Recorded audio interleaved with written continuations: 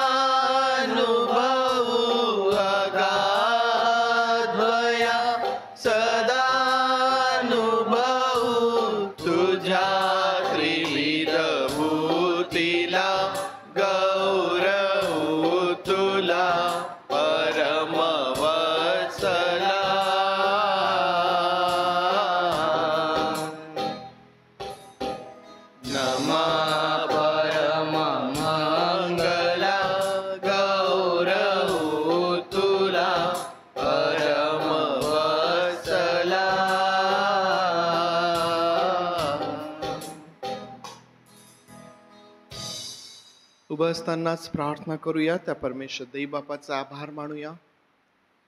मागील आठवडाभर त्याने आपल्या प्रत्येकाचा सांभाळ केला, आपलं संरक्षण केलं, आपली काळजी त्याने घेतली.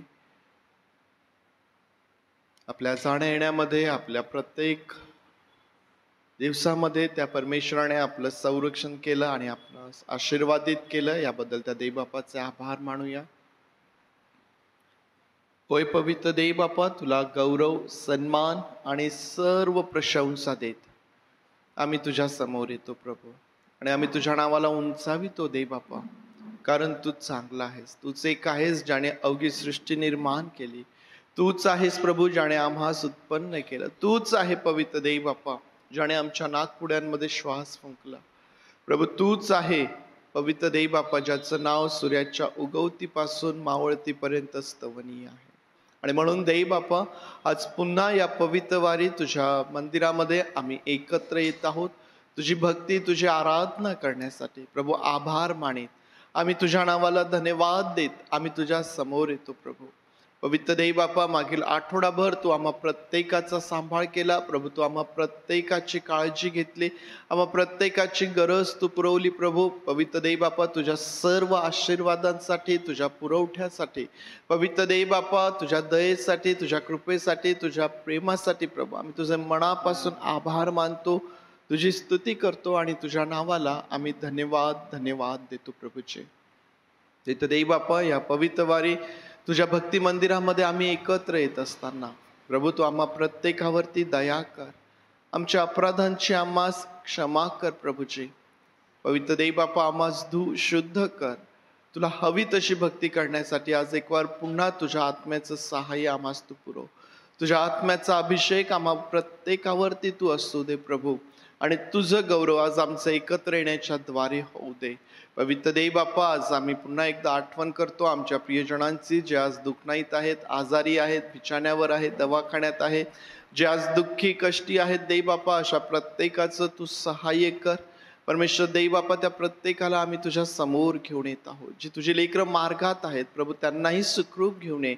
आणि या भक्तीच्या वेळेमध्ये पवित्र देव बापा, उत्तम प्रकारचं वातावरण आम्हास दे प्रभू. तुझी उपस्थिती आमच्यामध्ये असू दे आणि ही वेळ आम्हा सर्वांसाठी आशीर्वादाची कर प्रभू. देव बापा, पुढील सर्व वेळ ही भक्ती आम्ही तुझ्या हातांमध्ये सोपवीत. प्रार्थना आमचा प्रभू येशू याच्या नावात मागतो म्हणून तू ऐक. आमेन. आमेन. बसूया आपण. गीत गात त्या प्रभू परमेश्वराला धन्यवाद देऊया, त्याच्या नावाला आपण उंचावूया. आपल्या सर्वांना येणारे गीत यावेळेस आपण गाऊया. बंधूंचे मिळणे मधुर हे, बंधूंचे मिळणे. 269 नंबर गीत आहे उपासना संगीतामधून.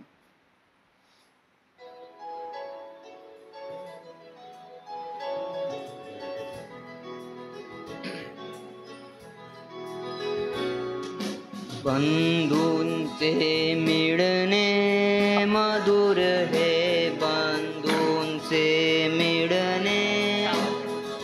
जरी देव पाहिजे तेच तरी तो भक्ता सापडणे. जरी देव पाहिजे तेच तरी तो भक्ता सापडणे. प्रेमळ ही वदने मधुर तर, प्रेमळ ही वदने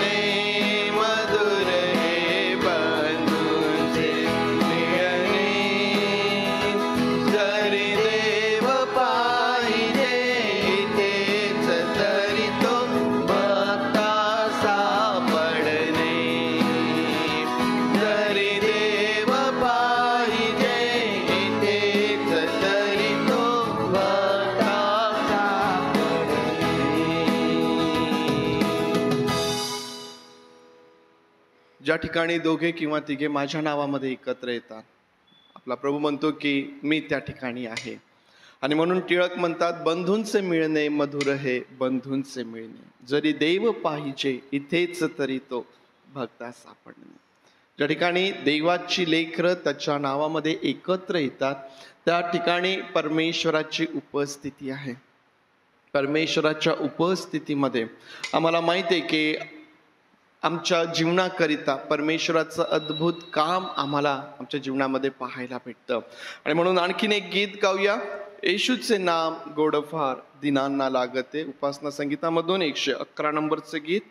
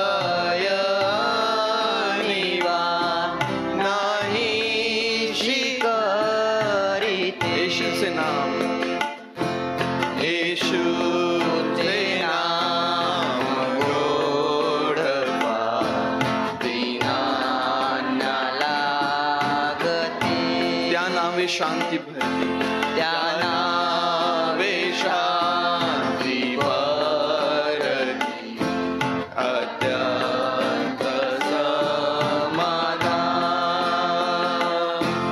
त्या नावे शांती भरली, अत्यंत समाधान.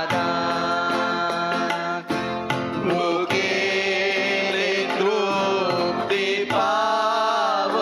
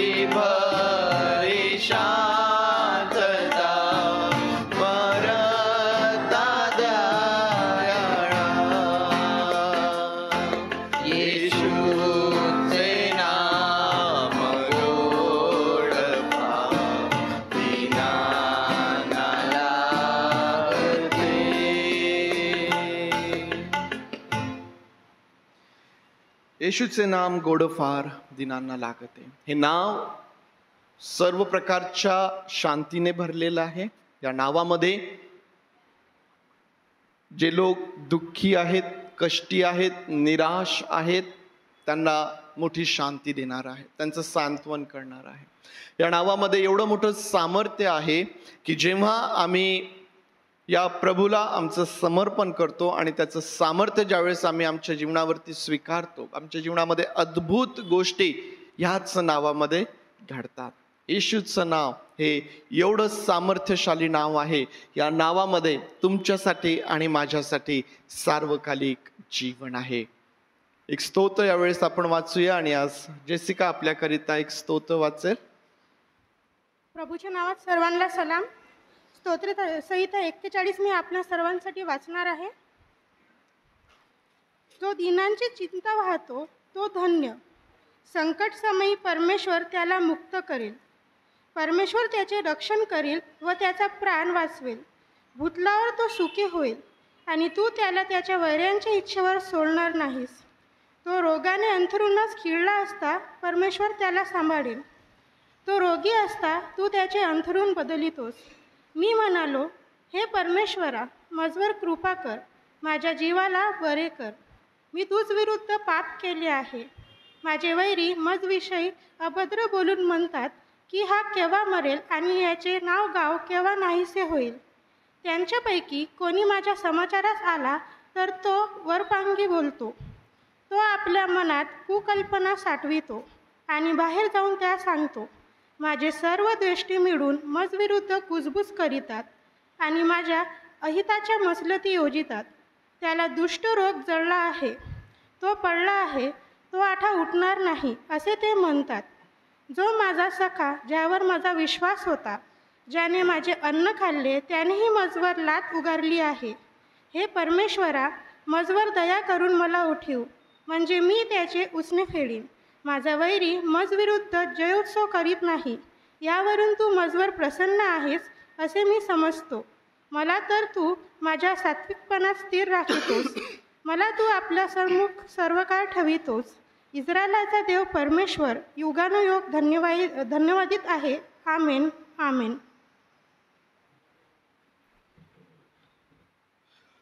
स्तोत्र संहिता 41 जेसिकाने आपल्याकरिता वाचलेलं आहे. आणि या स्तोत्रामध्ये देखील दावीद राजा प्रार्थना करत आहे. आणि या स्तोत्रामधली दाविदाची जी प्रार्थना आहे ती रोग निवारणार्थ आहे. रोग बरे होण्यासाठी, आजार बरा होण्यासाठी दावीद या स्तोत्रामध्ये प्रार्थना करीत आहे. या स्तोत्रामध्ये प्रार्थना करत असताना दावीद त्याच्या जीवनामध्ये जे काही अनुभव तो घेतो, आजार, त्याचप्रमाणे समाचारास येणाऱ्यांची वरपांगीपणा जो आहे आणि मनुष्याचा जो दुष्टपणा आहे, या गोष्टींचा अनुभव दावीद आपल्या जीवनात घेतो आणि परमेश्वराकडे तो आपली दृष्टी लावतो. आणि परमेश्वर त्याचं सहाय्य करणार आहे. परमेश्वर त्याच्या सोबत आहे. तू मजवर प्रसन्न आहेस हे दावीदाला त्या कठीण वेळेमध्ये समजून येत आहे. आणि ही बाब त्याच्यासाठी त्याला स्थिर करणारी, त्याला आनंद देणारी आहे. तो म्हणतो की माझ्याविषयी असं म्हटलं जात आहे की त्याला असाध्य रोग जडला आहे, तो पडला आहे, तो आता उठणार नाही. हाच दावीद राजा स्तोत्र 20 मध्ये काय म्हणतो? आम्ही तर उठून ताठ उभे आहोत. ज्यांना परमेश्वराचा आधार आहे, ज्यांच्यावरती परमेश्वर प्रसन्न आहे, परमेश्वर त्यांचा आधार असतो आणि ते आपल्या जीवनामधल्या प्रत्येक परिस्थितीमधून गेल्यानंतर, मग तुमचा आजार असेल, तुमच्या जीवनामध्ये कुठल्याही गोष्टीला घेऊन सुरू असलेला संघर्ष असेल, युद्ध असेल, त्या सर्वांच्या अंती पुन्हा तुम्हाला पाहायला भेटतं की परमेश्वर तुम्हाला स्थिर करतो आणि परमेश्वराचं गौरव त्याच्या जीवनामधून होत असतं. आणि म्हणून आपल्या रोजच्या जीवनामध्ये आम्ही बाकी गोष्टी तपासू अथवा न, परंतु परमेश्वर आमच्यावरती प्रसन्न आहे का, परमेश्वर आज आमच्याविषयी काय विचार करतोय, या गोष्टीचं प्रामाणिकपणे परीक्षण करणे हे आपल्या प्रत्येकासाठी फार महत्त्वाचं आहे, फार आशीर्वादाचं आहे. कारण जर तो आपल्या जीवनाकडून आनंदी आहे, जर तो आपल्यावरती प्रसन्न आहे, तर मग आमच्या जीवनामध्ये प्रत्येक परिस्थितीमध्ये तो आमचं सहाय्य करतो आणि त्याचं गौरव आमच्या जीवनामधून होतं. परमेश्वर देवबाप ही वचने आपल्याकरिता आशीर्वादाची करोत. परमेश्वर देवबापाची स्तुती आराधना करूया. आज मुलींचं क्वायर पुढे येईल आणि मुलींच्या क्वायर बरोबर काही वेळ परमेश्वराची स्तुती आराधना आपण करूया. सर्वांना सलाम.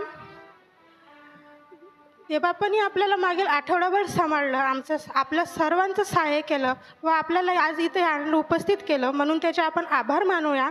पहिला गीत आपण गाऊया, तारक तो सामर्थ्य तो.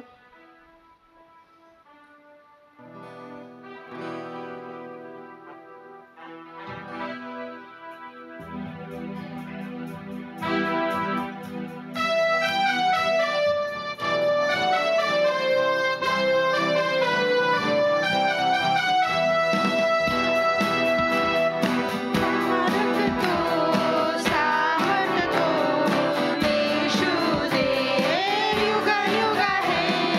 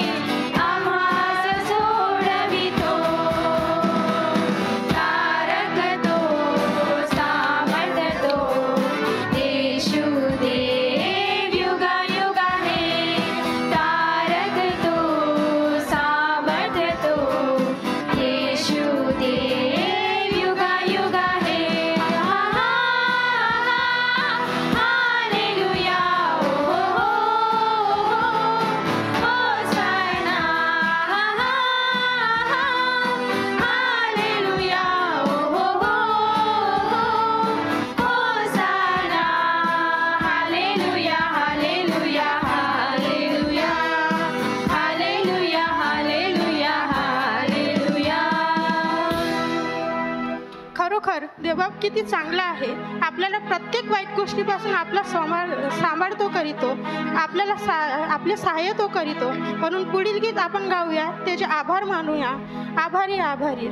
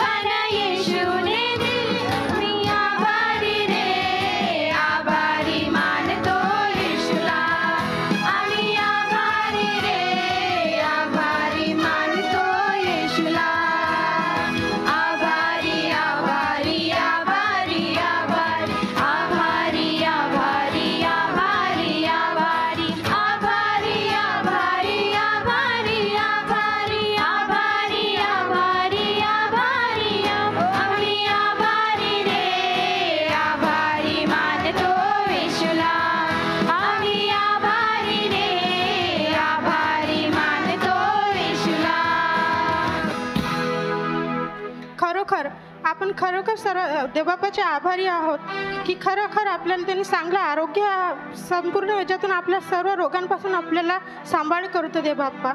तो नेहमी आपल्या सोबत असतो. आपण पुढील गीत गाऊया, सेनाओं का यहोवा हमारे संग संग है.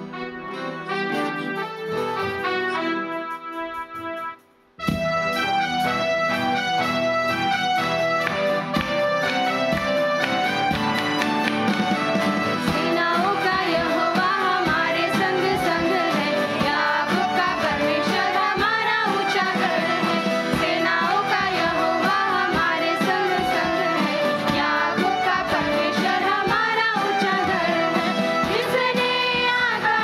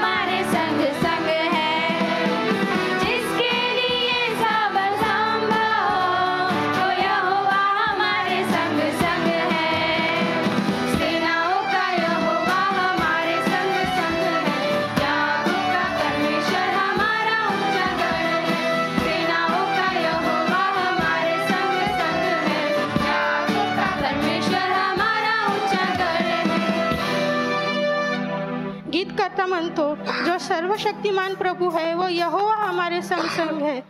खरोखर तो आपल्या सोबत असला ना तर कितीही अवघड परिस्थिती जरी असली आपण त्यातून बाहेर निघू शकतो. खरोखर तो किती महान आहे. आपण त्याच्या स्तुती वर्णूया, पुढील गीत गाऊया. तेरा प्यार है महान, तेरा प्यार है जहां.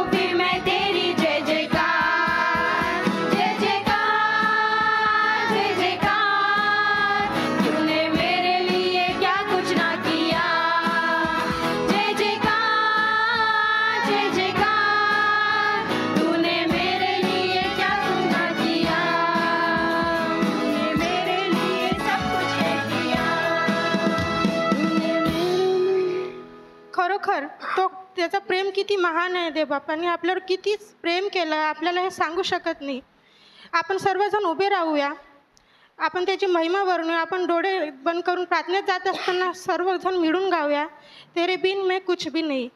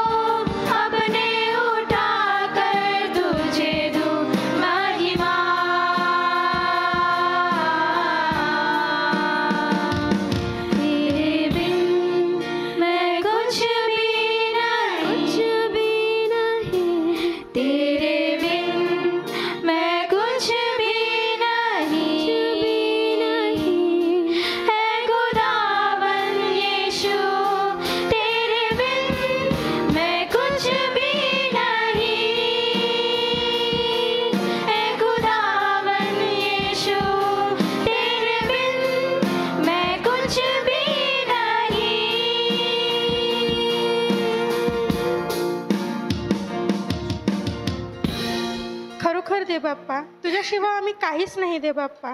तू खरंच किती महान आहे दे बाप्पा. आम्ही फक्त एक मातीचे पुतळे होतो दे बाप्पा. तू आम्हाला आमच्यात श्वास फुकली दे बाप्पा, आम्हाला जीवन दिलं दे बाप्पा.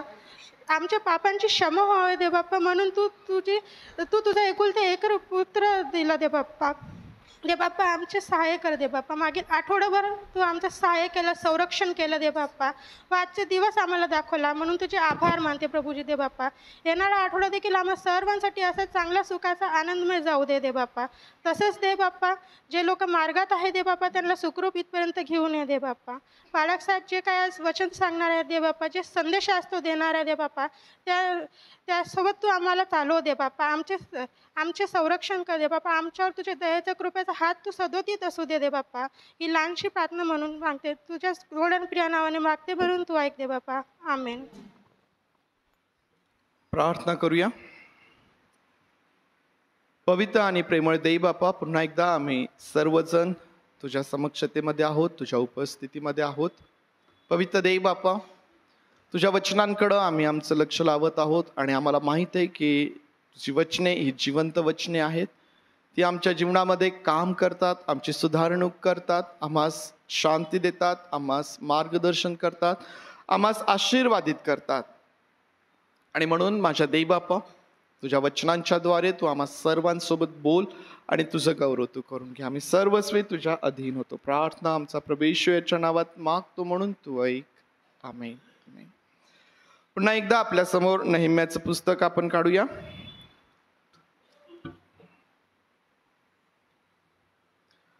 नेहम्याचं पुस्तक, त्यातून अध्याय 12. नेहम्याचं पुस्तक अध्याय 12 आणि त्यामधून काही वचने आपण वाचणार आहोत, 27 ते 31 आणि मग 43. नेहम्याचं पुस्तक अध्याय 12,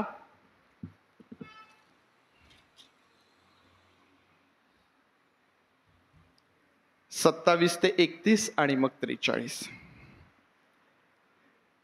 यरुशलेमेच्या कोटाच्या समर्पणाच्या समयी लेवींनी आनंद व धन्यवाद करून झांजा, सारंग्या व वीणा वाजव आणि गाऊन तो प्रसंग साजरा करावा. म्हणून त्यास यरुशलेमेत पोहोचवण्यासाठी त्यांच्या त्यांच्या स्थानातून हुडकून काढले.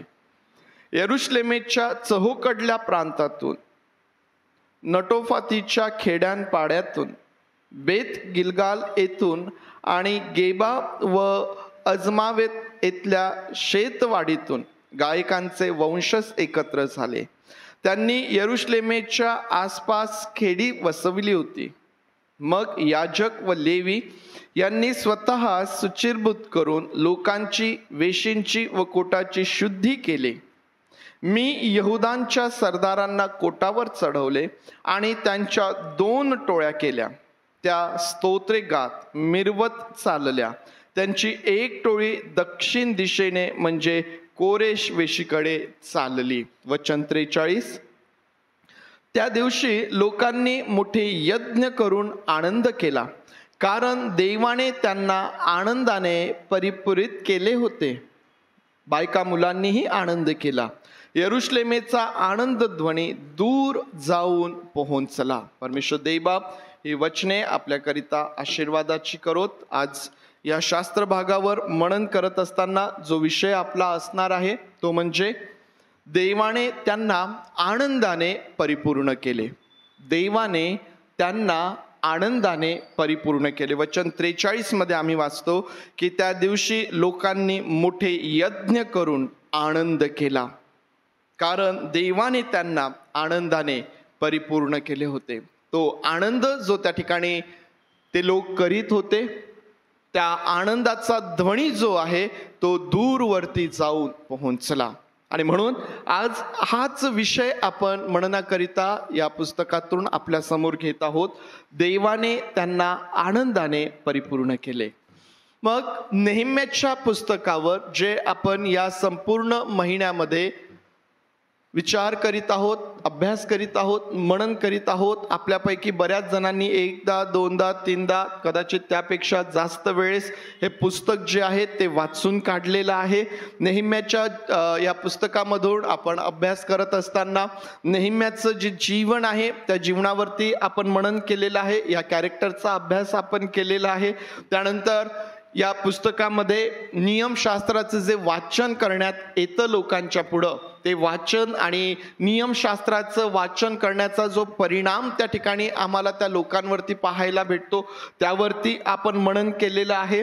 आणि मागच्या रविवारी या पुस्तकाचा जो मुख्य विषय आहे यरुशलेमेचा कोट बांधून काढणे, यरुशलेमेचा कोट बांधून काढणे, या मुख्य विषयावरती आपण मागच्या रविवारी मनन केलेलं आहे. आज जो शास्त्र भाग आपण वाचलेला आहे, या शास्त्र भागामध्ये काय आहे? या शास्त्र भागामध्ये जो कोट बांधून काढलेला आहे, ज्या कोटाचं काम पूर्ण करण्यात आलेलं आहे, त्या कोटाचं समर्पण, त्या भिंतीचं तो जो कोट आहे त्याचं समर्पण या शास्त्र भागामध्ये जो आज आपण वाचलेला आहे त्यामध्ये आपल्याला पाहायला भेटतं. आणि या समर्पणाच्या समयी लोकांनी जो आनंद केला, तो आनंद आम्हाला, त्या आनंदाचा जो ध्वनी आहे तो दूरवरती जाताना आम्हाला पाहायला भेटतो. तुम्ही आपण काही वचने मधली स्किप केली, आपण 27 ते 31 वाचली आणि मग शेवटचं वचन वाचले एकदम. परंतु 27 ते 43 ही वचने ज्यावेळेस तुम्ही वाचता त्यावेळेस तुमच्या असं लक्षात येतं की या कोटाचं जे समर्पण आहे, या कोटाचं समर्पण होत असताना लोक त्या ठिकाणी एकत्रित करण्यात आलेत, त्यांची शुद्धी करण्यात आलीत. आणि मग हे लोक जे आहेत ते त्या कोटावरून फिरत आहेत. 2 टोळ्या त्यांनी केलेल्या आहेत, 2 टोळ्या त्यांच्या करण्यात आलेल्या आहे. एक टोळी एका बाजूनी, एक टोळी दुसऱ्या बाजूनी, अशा प्रकारे ते फिरतात आणि त्या मंदिरामध्ये ते सर्वजण एकत्र येतात. त्या ठिकाणी मोठे यज्ञ करतात आणि मोठे यज्ञ करून ते त्या ठिकाणी आनंद साजरा करतात. या प्रकारे कोटाचं जे समर्पण आहे, हे समर्पण आम्हाला या शास्त्र भागामध्ये वाचायला भेटतं. प्रियांनो, परमेश्वराने त्यांना आनंदाने परिपूर्ण केले. आमच्या जीवनामध्ये आम्हाला माहित आहे की पुष्कळ दुःख आहेत, आम्हाला माहित आहे आमच्या जीवनामध्ये पुष्कळ प्रश्न आहेत, आम्हाला माहित आहे की आमच्या समोर पुष्कळ अडचणी आहेत. वेगवेगळ्या प्रकारचे विचार, वेगवेगळ्या प्रकारच्या योजना, वेगवेगळ्या प्रकारचे प्रसंग, परिस्थिती, आणि आम्ही या सर्व गोष्टींमधून जात असताना प्रियांनो, आम्हाला खऱ्या अर्थाने आनंदित करणारा आमचा परमेश्वर आहे, खऱ्या अर्थाने. आणि मला हे सांगायला आवडतं, मी नेहमी हे सांगत असतो की देवाचे जे लोक आहेत, विश्वासणारे जे लोक आहेत, ख्रिस्ती जे लोक आहेत प्रियांनो, ते त्यांच्या दुःखातही आनंद करणारे असतात. जग आनंदाच्या समयी आनंद करेल, जग दुःखाच्या समयी दुःख करेल. जग परिस्थितीप्रमाणे त्यांच्या जीवनामध्ये त्यांचा आनंद, त्यांच्या जीवनामधली स्थिरता, त्यांच्या जीवनामधली शांती हे बदलत राहील. परंतु तुम्ही आणि मी जे देवाचे लोक आहोत, त्या आपल्या प्रत्येकाच्या जीवनामध्ये परिस्थिती कशी असू द्या, कठीण प्रसंग, अडचणी, दुःख, संकट ही कोणापासूनही दूर नाहीत. प्रत्येकाच्या जीवनात काही ना काही आम्हाला दिसून येईल, परंतु त्याही परिस्थितीमध्ये आम्ही आनंदी राहू शकतो. कारण आमचा आनंद आमच्या परिस्थितींकडून नाहीये, तर आमचा आनंद आमच्या परमेश्वरापासून आहे. आम्हाला आनंदित करणारा आमचा परमेश्वर आहे. आणि हेच एक फार मोठं रहस्य आहे की जे जगाला आश्चर्यचकित करतं. जग ज्यावेळेस विश्वासणाऱ्यांकडे पाहतात, जगातले लोक जेव्हा विश्वासणाऱ्यांकडे पाहतात, त्यांना या गोष्टीचं नवल वाटतं की हे लोक कसे काय एवढा आनंद करतात, हे लोक कसे आनंदी राहू शकतात, हे कसे यांच्या दुःखात आनंदी राहू शकतात, यांच्या जीवनामध्ये ही एवढी स्थिरता कशी, यांच्या जीवनामध्ये ही शांतता कशी. लोकांना आश्चर्य वाटतं, पण तो आम्हाला माहित आहे की आमच्या जीवनामधली शांती, आमच्या जीवनामधला आनंद, आमच्या जीवनामधली स्थिरता जी आहे ना, ते आमच्या परमेश्वरापासून आहे. आणि म्हणून प्रियांनो, या ठिकाणी आम्ही पाहतो की देवाने या लोकांना आनंदित केलेले, आनंदाने परिपूर्ण केलेला आहे. आणि तो आनंद या कोटाच्या समर्पणासमयी हे लोक त्या ठिकाणी साजरा करत आहे.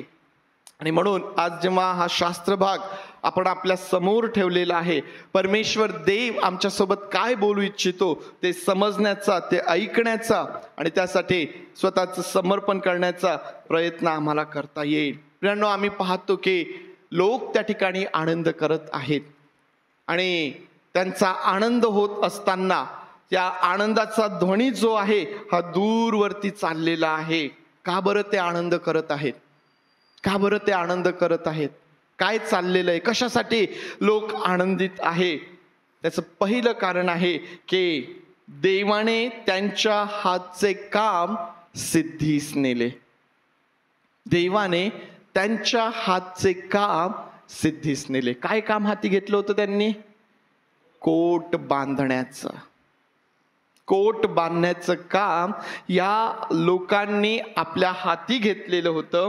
आणि आम्ही मागच्या रविवारी जेव्हा यरुशलेमेचा कोट बांधणे हा विषय ज्यावेळेस हाताळला, आम्हाला हे शिकायला मिळतं की जर परमेश्वराने त्यांचं सहाय्य केलं नसतं तर ते लोक तो कोट कधीच बांधू शकले नसते. तो कोट ज्या परिस्थितीमध्ये आणि ज्या वेळेमध्ये बांधून पूर्ण करण्यात आला ती लोकांना आश्चर्यचकित करणारी आहे. ती वेळ, तो प्रसंग, ती परिस्थिती लोकांना आणखीन देवाच्या जवळ घेऊन येणारी आणि देवाच्या विश्वासामध्ये मजबूत करणारी आहे. आणि म्हणून पुष्कळदा जेव्हा आम्ही आमच्या जीवनामध्ये संघर्ष करीत असतो, जेव्हा आम्ही आमच्या जीवनामध्ये मधून त्रासातून आम्ही जात असतो ना प्रियांनो, पुष्कळदा त्या गोष्टी आम्हाला आमच्या विश्वासामध्ये वाढवण्यासाठी फार उपयोगाच्या ठरत असतात. हे लोक संघर्षपूर्ण परिस्थितीमध्ये कोट बांधण्याचं काम करत आहे. प्रतिकूल परिस्थिती आहे, परंतु अशा त्यांच्या त्या परिस्थितीमध्ये जो अनुभव त्यांनी देवाचा घेतला, अवघ्या 52 दिवसांमध्ये हा कोट बांधून पूर्ण झाला. हे कसं काय शक्य आहे? जे त्यांचे वैरी होते, जे त्यांचे शत्रू होते, ते लाजलेत, ते घाबरलेत. हे कसं काय शक्य आहे? हे परमेश्वराचं काम आहे. हा परमेश्वर आहे जो आमच्या हातचं काम सिद्धीस नेणारा आहे. आम्हाला नेहमी आम्ही वचनाचा उल्लेख करतो, विचार करणे, योजना करणे मनुष्याकडे आहे, परंतु जीवेने उत्तर देणारा, आमची कार्यसिद्धी करणारा आमचा परमेश्वर आहे. त्याच्यापासून या गोष्टी सिद्धीस जात असतात. या लोकांनी कोटाचं काम जे हाती घेतलेलं होतं ते सिद्धीस गेलं, ते पूर्ण झालं. म्हणून ते लोक त्या ठिकाणी आनंद करत आहे.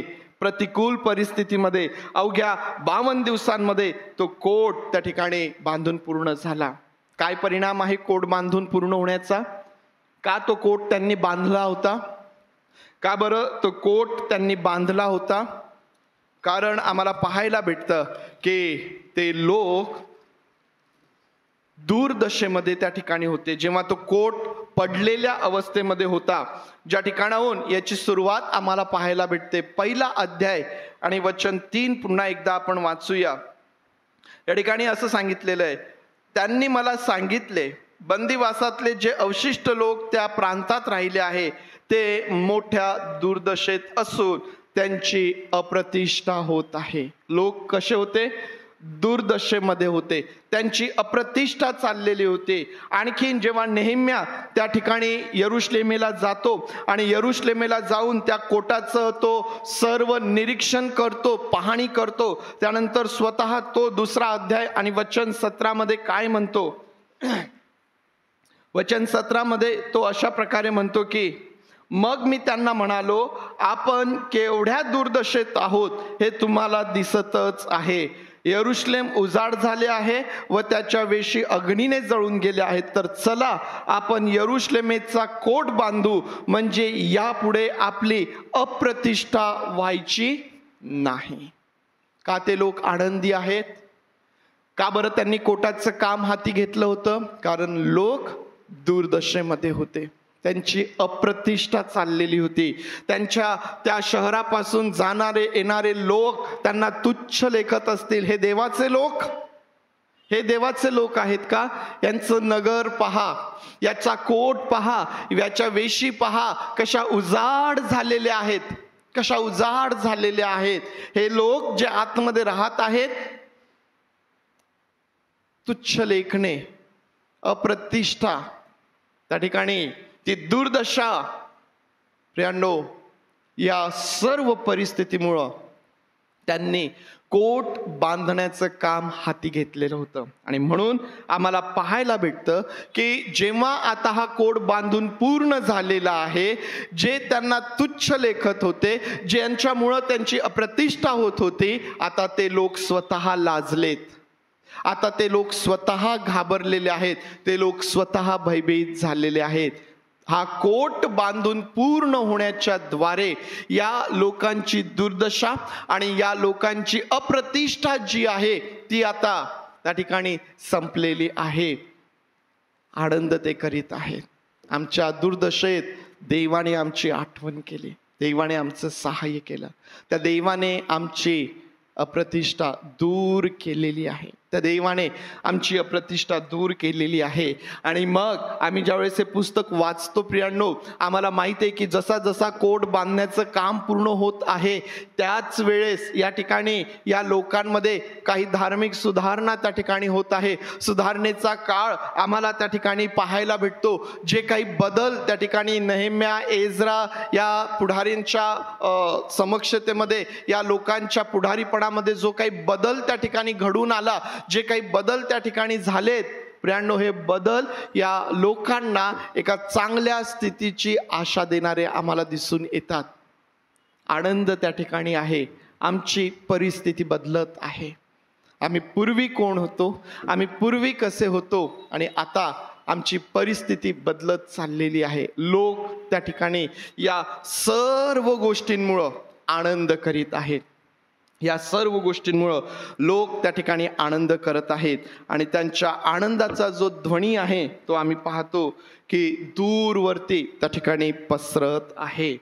प्रियांनो, कोटाच्या समर्पणाची जी सर्व विधी किंवा ज्या प्रकारे यांनी तो कोट समर्पित केला, त्या गोष्टींकडं जर आम्ही लक्ष दिलं तर आम्हाला पाहायला भेटतं की त्या ठिकाणी लेवींना, गायकांना आणि लोकांना जे आहे ते वेगवेगळ्या त्यांच्या भागातून यरुशलेममध्ये एकत्र करण्यात आलं, यासाठी की त्यांनी झांजा वाजवाव्यात, यासाठी की त्यांनी आनंद साजरा करावा, यासाठी की त्यांनी देवाकरिता उच्च स्वराने गावं. आणि म्हणून याकरिता या सर्व लोकांना एकत्र करण्यात आलं. आणि मग आम्ही पाहतो की नेहेम्याने काय केलं. वचन 31 मध्ये आम्ही पाहतो, मी यहुदाच्या सरदारांना कोटावर चढवले आणि त्यांच्या 2 टोळ्या केल्या.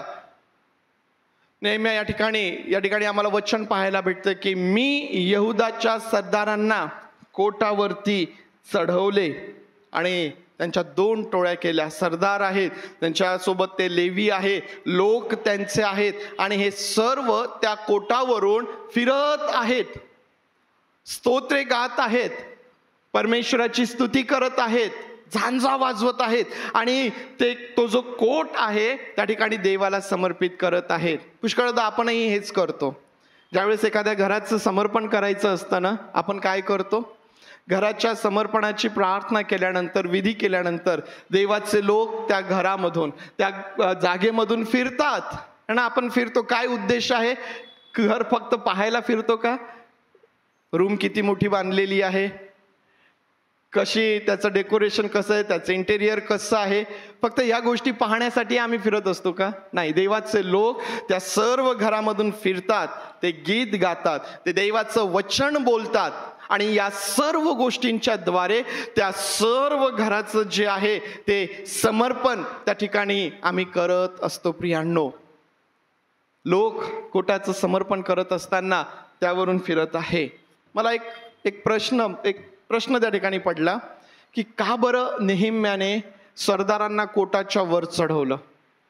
आता ज्या अर्थी सरदार लोक त्या कोटावरती चढलेत, म्हणजे जसा आपण बांधतो है ना, आपली जी वॉल कंपाऊंड असते तेवढी छोटी ती निश्चितच नाही. तो कोट आहे, ती भिंत फार मोठी आहे. मी तुम्हाला सांगितलं यरिहोचा तो तट एवढा मोठा होता की रथ एका वेळेला त्या तटावरून जायचे यायचे. यरुशलेमेचा हा जो कोट बांधला गेला, का बरं नेहेम्याने या सरदारांना त्या कोटावरती चढवलं असेल? या प्रश्नाचा विचार करत असताना एक गोष्ट माझ्या लक्षात आली. ज्या वेळेला हा कोट बांधला जात होता त्यावेळेला या लोकांना तुच्छ लेखत असताना काय बोलण्यात आलं आपण वाचूया ते वचन. 4 अध्याय वचन 2 आणि 3. तो आपले बांधव, तो म्हणजे कोण? आम्ही पहिल्यापासून वाचूया. आम्ही कोट बांधत होतो तेव्हा सनबल्टाने ऐकले, तेव्हा त्याला मोठा क्रोध आला व तो यहुदी लोकांचा उपहास करू लागला. कोट बांधल्या जात असताना यहुदी लोकांचा उपहास केला जात आहे. सनबल्ट त्या ठिकाणी आहे. हा सनबल्ट आपले बांधव व शमरोनचे सैन्य यांच्या समोर म्हणाला, हे दुर्बळ यहुदी काय करणार? ते तटबंदी करणार काय? ते यज्ञ करणार काय? ते एका दिवसात सर्व काम आटोपणार काय? आज खाल्लेले पाषाण मातीच्या ढिगाऱ्यातून निवडून घेऊन ते पुन्हा कामास लावण्याजोगे करतील काय? त्याच्याजवळ अम्मोनी तोबिया होता. तो म्हणाला, ते जे बांधकाम करीत आहेत त्यावर एखादा कोल्हा चढला तरी तो त्यांचा कोट पाडून टाकेल. उपहास करणं चालू आहे, तुच्छ लेखणं चालू आहे. काय म्हणतोय तो? हे जे कोट ते बांधत आहेत ना, यावर एखादा कोल्हा जरी चढला तरी तो कोट जो आहे, तो तट जो आहे तो पडून जाईल. नेहम्या सरदारांना कोटावरती चढवतो, त्या तटावरती चढवतो. प्रियानो, जणू काही त्या शत्रूंना, त्या वैऱ्यांना हे एक फार मोठं उत्तर आहे की तटाचं, त्या कोटाचं बांधकाम होत असताना तुम्ही जे बोलत होता, यहुदी काय करणार, हे देवाचे लोक काय करणार, हे आज खाल्लेले पाषाण ते परत उपयोगात आणतील का? हा कोट ते बांधू शकतील काय? कोल्हा चढला तरी पडेल. आता काय पाहत आहेत त्यांचे शत्रू? कोटावरून लोक फिरत आहेत. 1 2 नाही, टोळ्या करून त्या कोटावरून लोक फिरत आहे. तो तट त्या ठिकाणी मजबूत आहे, तो कोट त्या ठिकाणी मजबूत आहे. सरदारांना कोटावर चढवणे प्रियांनो, हे शत्रूंना उत्तर आणि त्या कोटाची जी मजबूती आहे ते त्या ठिकाणी दर्शवण्याचं काम करत आहे. परमेश्वराचं वचन हे फार अद्भुत आहे प्रियांनो.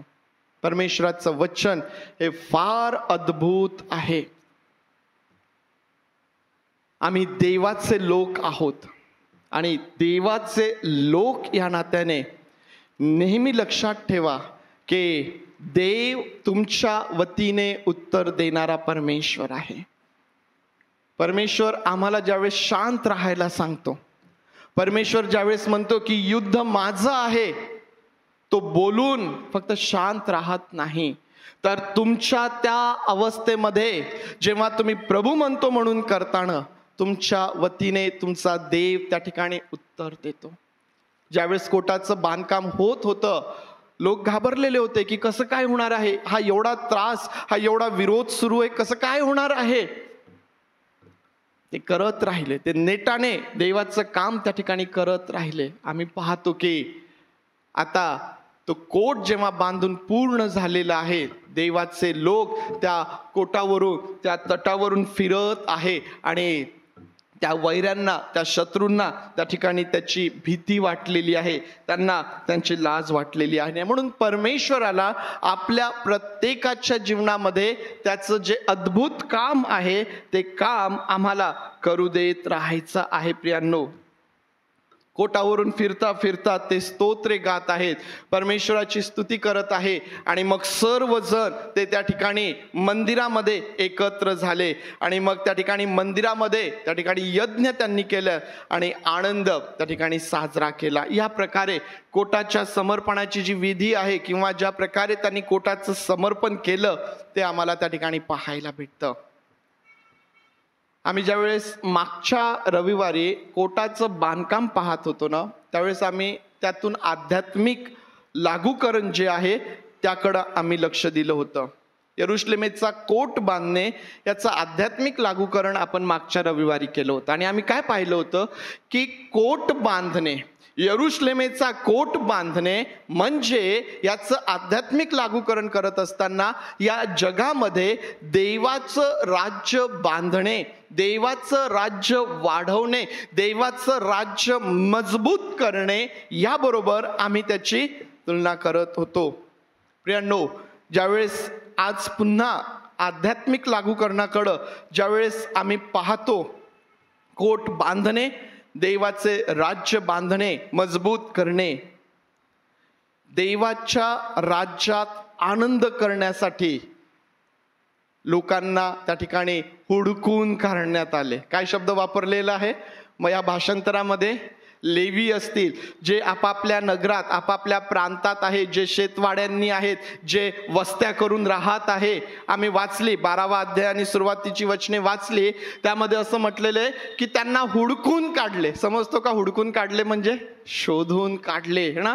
एक आला, चल चल त्या ठिकाणी समर्पण आहे, चल यरुशलेमेला जायचं आहे, चल त्या ठिकाणी झांज वाजवायची आहे, चल त्या ठिकाणी उंच स्वराने गीत गायचं आहे, चल त्या ठिकाणी आनंद साजरा करायचा आहे. शोधून शोधून शोधून शोधून त्या सर्व लोकांना त्या ठिकाणी जमा करण्यात आलेलं आहे. देवाचं राज्य या भूतलावर बांधल्या जात असताना तुम्ही आणि मी देखील प्रियांनो असेच शोधून शोधून काढलेले आहोत. प्रभू येशू ख्रिस्त काय म्हणतो? मी हरवलेले शोधावयास व तारावयास आलो आहे. मी हरवलेले शोधावयास व तारावयास आलेलो आहे. तुम्ही आणि मी जे आपापल्या जीवनामध्ये गुंतून गेलेले होतो, व्यस्त झालेले होतो, त्या आपल्याला शोधून शोधून त्या ठिकाणी काढण्यात आलेलं आहे. देवाच्या राज्यासाठी बोलावण्यात आलेले आहोत. या ठिकाणी जे आपण बसलेले आहोत ना, आपण सर्वच जण ख्रिस्ती कुटुंबात आपला जन्म झालेला आहे असा नाही. आपल्यामध्ये आज असे बरेच जण आहेत की ज्यांची ही पहिली पिढी आहे की ज्यांनी प्रभू येशू ख्रिस्तावरती विश्वास ठेवला आणि ते विश्वासात वाढत आहे. कदाचित आमच्या वडिलांनी, कदाचित आमच्या आजोबांनी, कदाचित त्यांच्या वडिलांनी किंवा आमच्या काही पिढ्यांपूर्वी जो ख्रिस्त त्यांनी स्वीकारला, जणू काही प्रियांनो शोधून काढलेला आहे, शोधून काढलेला आहे. आज सकाळी चर्च सुरू करण्यापूर्वी एक बहीण मला म्हणाली, पाळक साहेब आम्ही खूप आधी आलो होतो, परंतु मग त्यानंतर आम्ही जगामध्ये जणू काही हरवून गेलो, परंतु आता आम्ही परत आमचं मन तयार केलेलं आहे. पुन्हा आम्ही निश्चय केलेला आहे की आम्ही देवामध्ये वाढणार, आम्ही प्रभूमध्ये वाढणार. शोधून काढणे आहे प्रियांनो, शोधून काढणे. तुम्ही आणि मी देवाला निवडलेलं आहे असं नाही, तर त्याने तुम्हास आणि मला निवडलेलं आहे. तुमची आणि माझी नेमणूक केलेली आहे. देवाच्या राज्याकरिता, देवाच्या राज्यामध्ये आनंद करण्याकरिता शोधून काढलेले लोक तुम्ही आणि मी आहोत. देवाच्या राज्यामध्ये आनंद करण्यासाठी. आणि म्हणून जगामधली दुःख ही तात्पुरती आहेत प्रियांनो. या जगामधली दुःख तात्पुरती आहे. या जगातल्या दुःखांमुळं तो देवाच्या राज्यातला आनंद आम्ही गमावू नये. तो देवाच्या राज्याचा आनंद आम्ही त्या ठिकाणी गमावू नये. काय केलं? या लोकांना हुडकून काढलं, शोधून काढलं. आणि मग असं म्हटलेलं आहे की याजक लेवी त्या ठिकाणी आहे, त्यांनी लोकांची, त्यांनी वेशींची, त्यांनी कोटाची शुद्धी केली. येशूचं रक्त आम्हाला सर्व पापांपासून शुद्ध करणार आहे. देवाच्या राज्याकरिता योग्यतेचं तुम्हाला आणि मला बनवण्यात आलेलं आहे. देवाच्या राज्याकरिता शुद्ध, पवित्र आणि त्या योग्यतेचं तुम्हाला आणि मला करण्यात आलेलं आहे प्रियांनो. आणि म्हणून आज आम्ही देवाचे आभार मानूया. कोटाचं समर्पण चालू आहे आणि लोक आनंद करत आहेत. आनंद ध्वनी दूरवरती चाललेला आहे. आज तुम्ही आणि मी या ठिकाणी बसलेले आहोत. आम्ही आनंद करू शकतो. आम्ही आनंद करू शकतो? यस. तुम्ही म्हणाल पाळक साहेब मला खूप त्रास होत आहे, मी आजारी आहे, तुम्हाला माहित नाही माझ्या जीवनात काय काय चाललेलं आहे, माझ्या कुटुंबात काय काय चाललेलं आहे, मी किती दुःखी आहे, मी आर्थिक दृष्टीने माझी काय अवस्था झालेली आहे, तुम्हाला नाही माहित मी माझ्या जीवनामध्ये कोणत्या गोष्टींना तोंड देत आहे. तुम्ही म्हणता आनंद करा. होय, आनंद करा. होय, आम्ही आनंद करू शकतो, कारण तुम्ही आणि मी देवाच्या राज्याकरिता शोधून काढलेले, देवाच्या राज्याकरिता शुद्ध पवित्र केलेले, देवाच्या राज्याच्या योग्यतेचे बनवलेले लोक आहोत. आणि म्हणून आम्ही आनंद करू शकतो. हा आनंद फक्त आज पुरता नाही, तर आमच्या जीवनामध्ये निरंतर या गोष्टीसाठी आम्ही आमच्या जीवनामध्ये आनंदोत्सव करू शकतो. मग या आपले डोळे आपण बंद करूया आणि आज परमेश्वराच्या समक्षतेमध्ये आपण जात असताना आपली नेत्र, आपल्या माना त्याच्या समोर झुकवूया आणि आज आपल्या अंतःकरणाला आपण विचारूया, आज मी कोणत्या गोष्टींमुळे दुःखी आहे, आज मी कोणत्या गोष्टींमुळे निराश आहे, आज मी कोणत्या गोष्टींमुळे खेद करत आहे. स्वतःला विचारूया, स्वतःला विचारूया.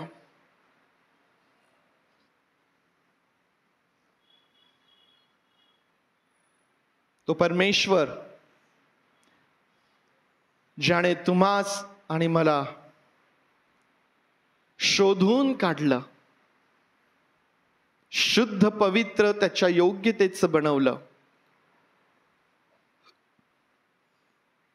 देवाच्या राज्याकरिता वेगळं केलेलं आहे, हा आनंद आमच्यासाठी सर्वात मोठा आहे. आणि म्हणून आज आम्ही स्वतःला उत्तेजन देऊ शकतो, आम्ही आमच्या स्वतःला हे सांगू शकतो, आम्ही आमच्या कुटुंबाला हे सांगू शकतो, जरी ही परिस्थिती आहे परंतु आपण आनंद करूया, कारण आम्हास देवाने वेगळं केलेलं आहे, आम्ही देवाचे लोक आहोत, देवाच्या राज्यामध्ये आनंद करण्यासाठी बोलावलेले लोक आहोत. होय पवित्र देव बापा, हा आनंद आमच्या जीवनामधून कोणी हिरावून घेऊ शकत नाही.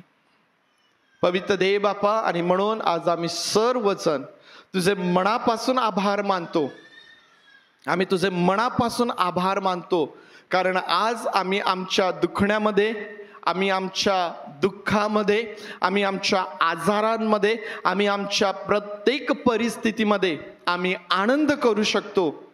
हा आनंद तुझ्यापासून आहे. तू आहे जो आमची परिस्थिती बदलतोस, तू आहे जो आमची दुर्दशा बदलतो, आमची अप्रतिष्ठा दूर करतो, तू आहे जो आमच्या हातचं काम सिद्धीस नेतो, तू आहे जो आम्हास आमचे अश्रू पुसून आम्हाला आनंदित करतोस. माझ्या देवा, तूच आणि केवळ तूच प्रभू. आणि म्हणून आज माझी विनंती आहे देव बापा, आम्ही जे सर्व आज तुझ्या भक्ती मंदिरामध्ये आहोत प्रभू, जर आज आम्हापैकी कोणी कुठल्याही कारणामुळं निराश आहे, दुःखी आहे, पवित्र देव बापा परिस्थिती बदलून टाक माझ्या देवा, आणि आनंदाने भरून काढ. या ठिकाणी असणाऱ्या प्रत्येकाचं हृदय आनंदाने भरून काढ. आणि माझ्या देवा, तुझ्या गौरवासाठी प्रत्येकाचा मोठा उपयोग तू करून घे, प्रत्येकाचा मोठा उपयोग तू करून घे प्रभू. देव बापा, हे तुझं राज्य आहे, हे तुझ्या राज्याकरिता वेगळे केलेले देव बापा आम्ही तुझे लोक आहोत प्रभू. होय देव बापा, आनंदाने तुझ्याकरिता आम्हा प्रत्येकाचा उपयोग तू कर प्रभू. आम्ही तुझे मनापासून आभार मानतो, तुझी स्तुती करतो आणि तुझ्या नावाला आम्ही धन्यवाद देतो प्रभूची. प्रार्थना आमचा प्रभू येशू याच्या नावात मागतो, म्हणून तू ऐक. आमेन. होते आपण सर्वजण उभं राहूया, प्रभूने शिकवलेली प्रार्थना करूया. हे आमच्या स्वर्गातील बापा, तुझे नाम पवित्र मानले जाव, तुझे राज्य येऊ, जसे स्वर्गात तसेच पृथ्वी. तुझ्या इच्छेप्रमाणे आमचे रोजची भाकर आज आम्हास दे, आणि जसे आम्ही आमच्या ऋणास ऋण सोडले तसेच तो आमचे ऋणे आम्हास सोड, आणि आम्हास परीक्षेत आणू नकोस, कारण की राज्य, सामर्थ्य आणि गौरव हे सर्व काळ तुझेच आहेत. आमेन. सुवंत्य देवा परात्मा